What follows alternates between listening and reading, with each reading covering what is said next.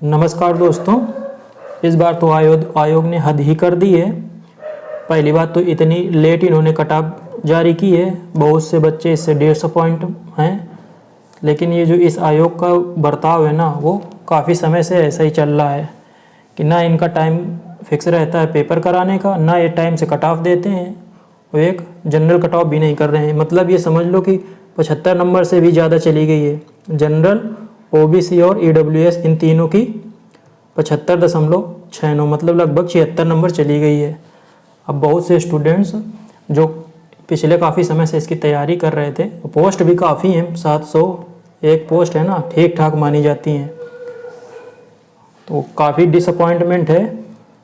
तो जिन लोगों के पास इससे संबंधित इन्फ्लुएंशियल लोग हैं, वो चाहे यूट्यूब चैनल्स हो गए या कोचिंग वाले हो गए, उनको इससे रिलेटेड अपनी तरफ से कुछ प्रयास करना चाहिए। बाकी अब किया क्या जा सकता है,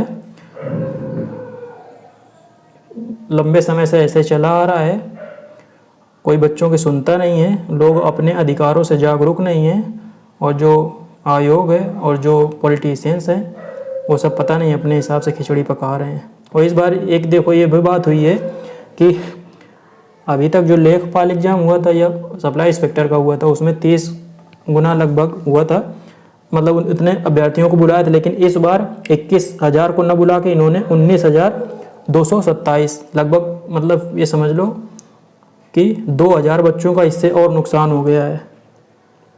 एक मोटा मोटा मैं आइडिया दे रहा हूँ कि इन 2,000 में ये समझ लो कि 74 जिनके 75 नंबर के आसपास थे ना, वो इसमें सब आ जाते हैं।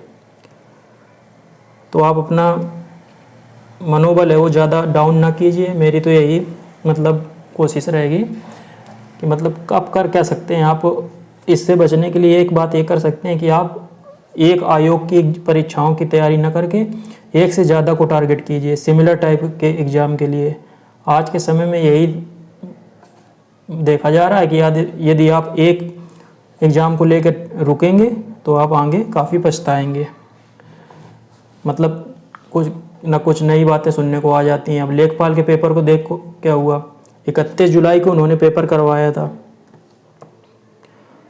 और अभी आज हो गई है 3 मार्च, मतलब 7 महीने से ज़्यादा समय हो गया है और अभी कोई फिक्स टाइम नहीं है कि कब ये रिजल्ट आएगा। मतलब ऐसा सब रिजल्ट ये नहीं समझ में आता कि बाकी भी तो आयोग हैं, एसएससी भी पेपर कराता है, बैंक भी कराता है, उसमें ऐसा क्यों नहीं होता, उसमें बच्चों को दिक्कत क्यों नहीं होती है कि मतलब कोर्ट में चले जाएं हमेशा। यहाँ पे यूपी ट्रिपल एससी में ही ऐसा ज़्यादा दिक्कत क्यों देखने को मिलती है कि हर एक बात पे बच्चे हैं वो कोर्ट में चले जाते हैं।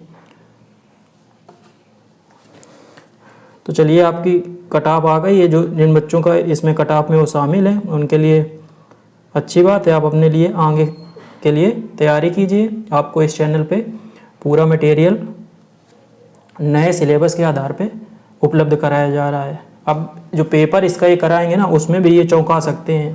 पहली बार पेपर करा रहे हैं तो मैं जो जिस हिसाब से करवा रहा हूँ ना, तो अभी पिछले मतलब जब से पीईटी 2021 हुआ था उसके बाद के जितने पेपर हुए हैं उनको देखते हुए ये क्या कर रहे हैं कि अपने सिलेबस से बिल्कुल चिपक के क्वेश्चन पूछते हैं। मतलब ये समझ लीजिए कि सिलेबस से बाहर तो आपको पढ़ना ही नहीं है।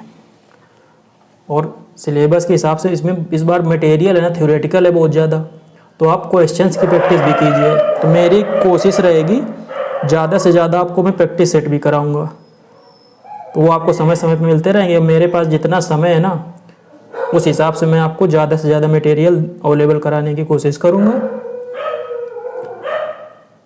तो चलिए, फिर हम लोग आगे वीडियो में मिलेंगे।